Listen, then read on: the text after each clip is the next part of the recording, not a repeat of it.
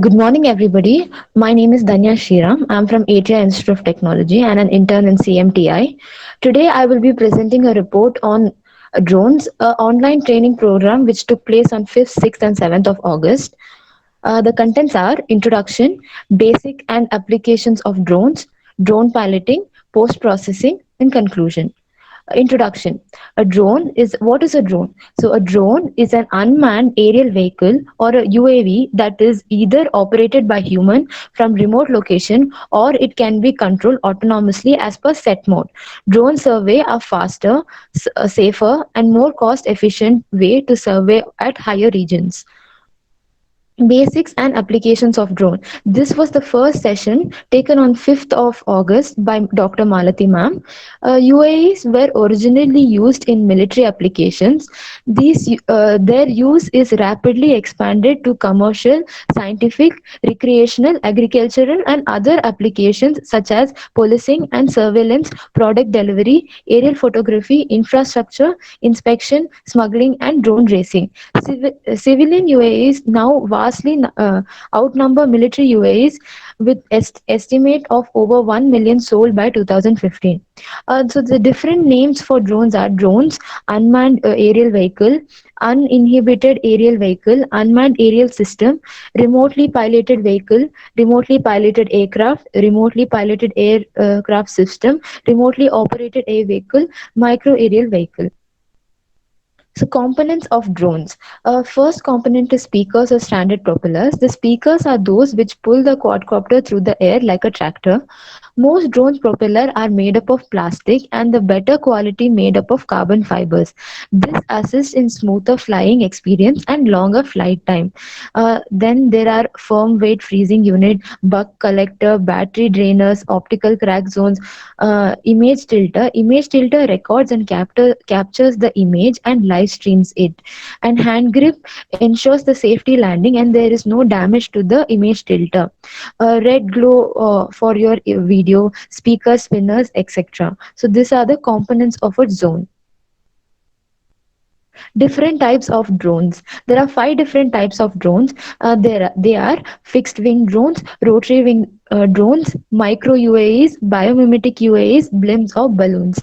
Fixed wing UAEs consist of a rigid wing that has a predetermined airfoil which makes the flight capable.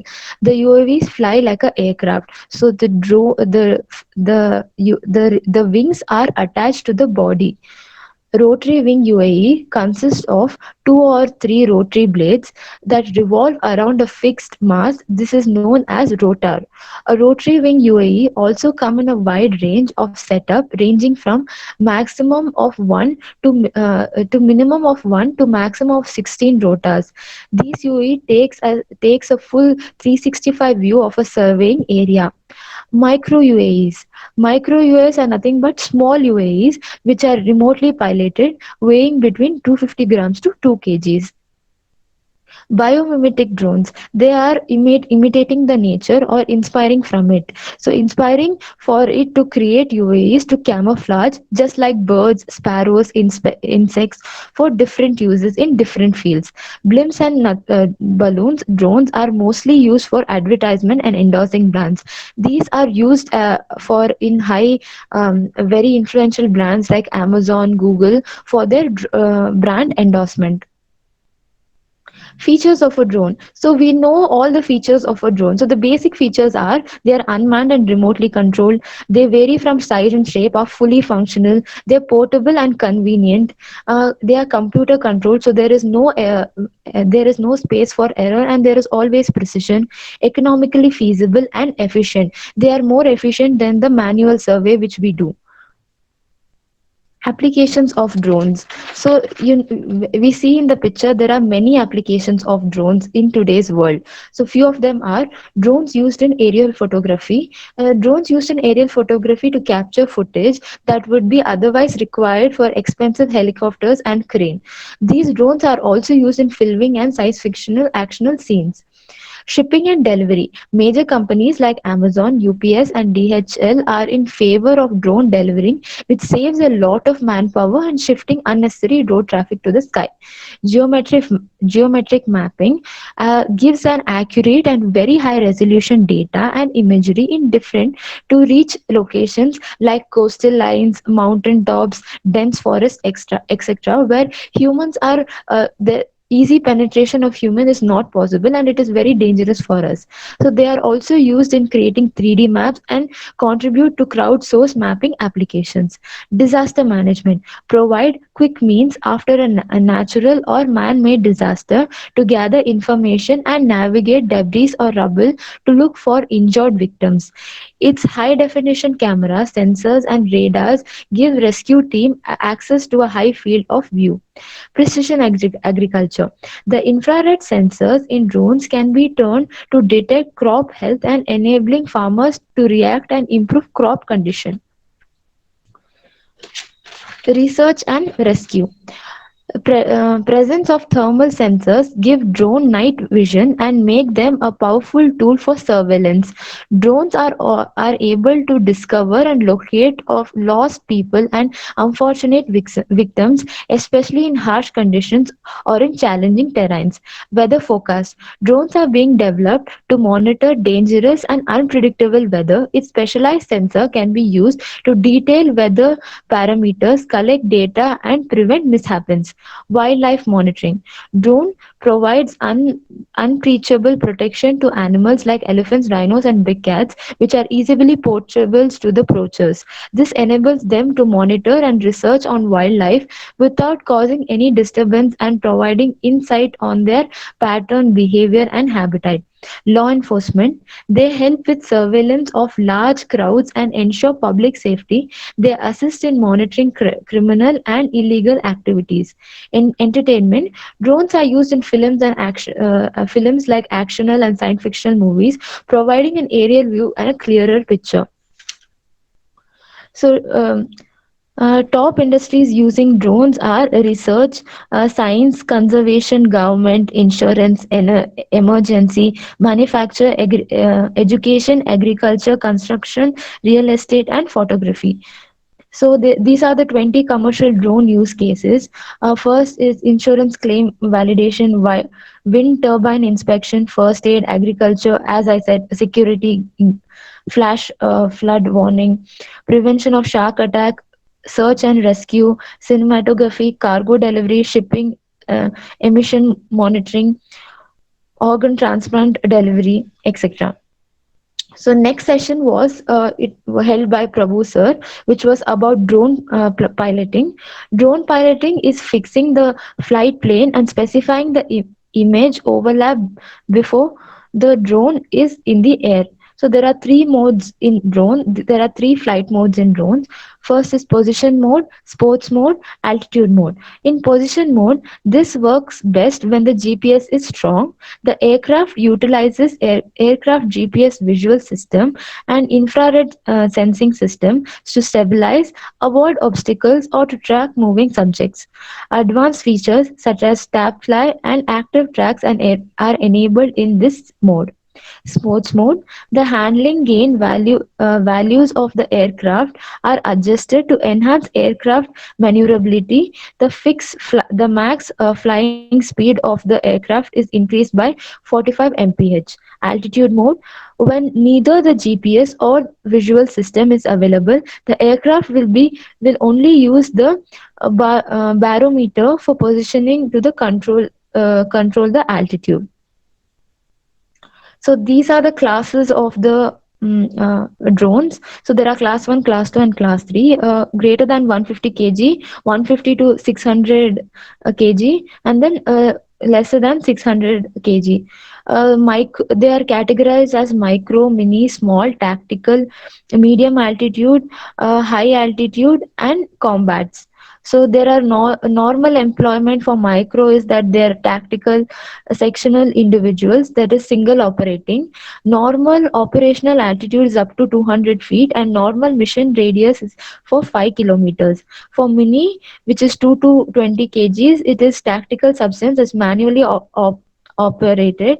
That normal operation altitude is up to 300 feet, and normal mission radius is 25 kilometers. For small, which is less than 20 kgs, it is an employees launch system, which is normal operation is up to 5,000 feet, and normal mission radius is 50 kilometers.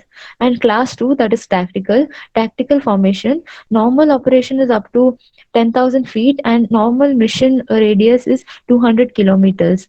Medium altitude long endurance is operational or theatrical. Normal operation is up to 45,000 feet, and normal mission radius is unlimited. And same goes for high altitude and combat. Uh, so sensors used in drones. There are six sensors used in drones. That is visual, video, thermal, multispectral, hyperspectral, and lidar. Visual. These capture high resolution, low distribution aerial images, and the video captures and live streams high definition video to multiple devices on the ground. Thermal tracks the relative surface temperature on land and objects. Multispectral captures near-infrared radiation and UV light invisible to the human eye. Hyperspectral captures spectral information to identify minerals and vegetation. Radar collect high-quality, accurate elevation data of natural and man-made objects. So these are the visuals which are captured by the sensors, that is thermal, multispectral, hyperspectral, and lidar.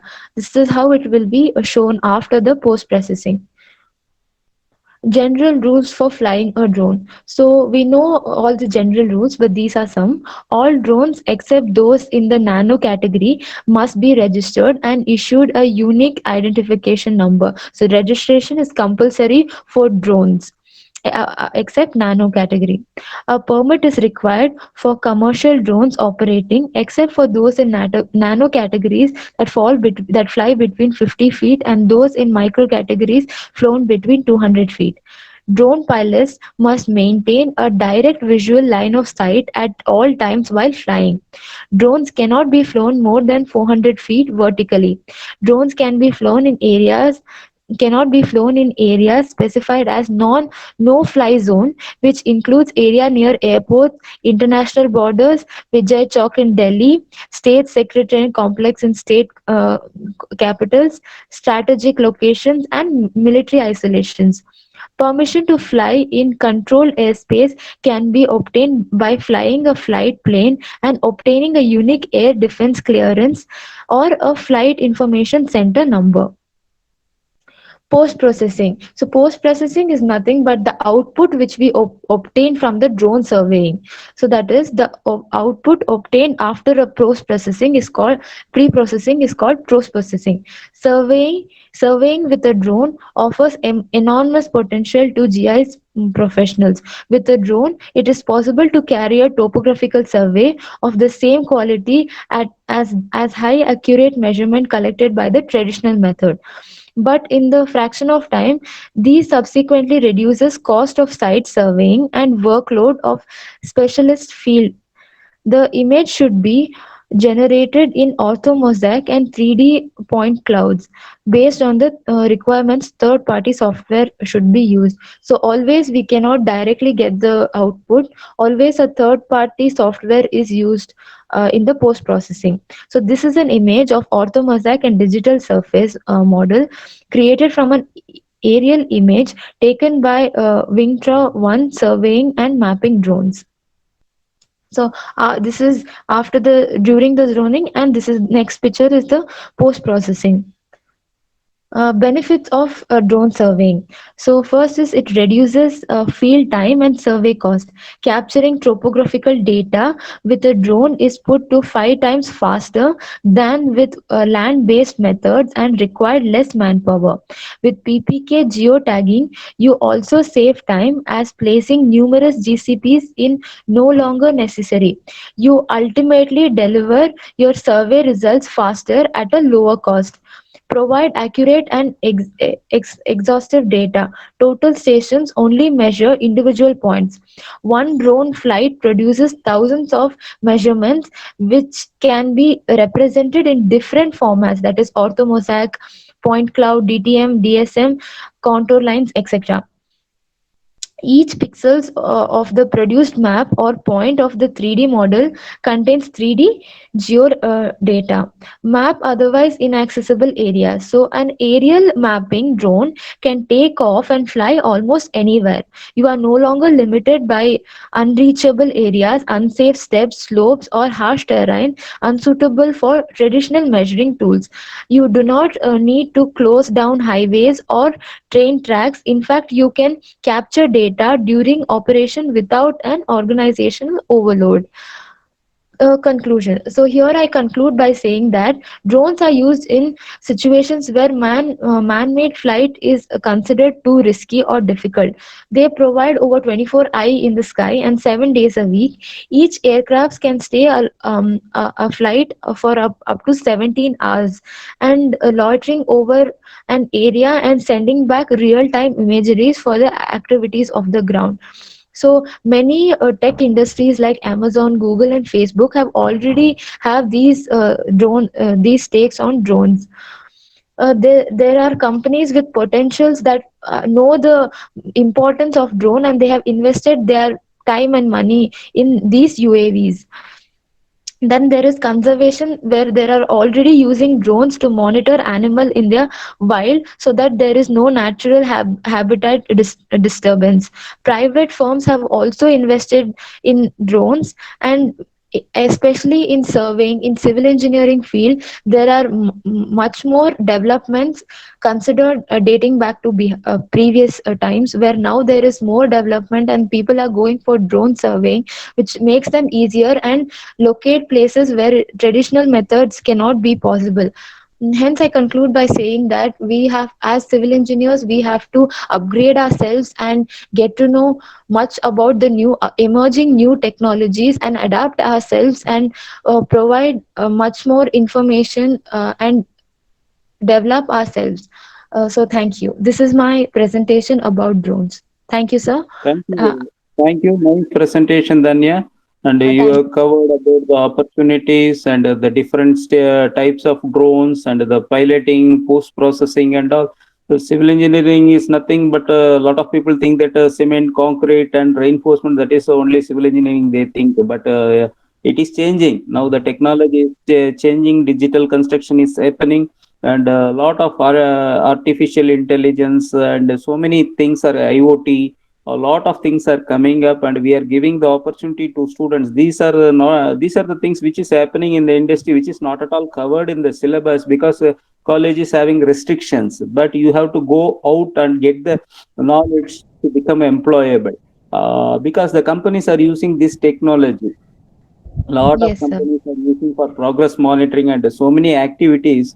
You have to be outstanding to have a faster growth. For that, you should, apart from, yes, syllabus, of course, it is required.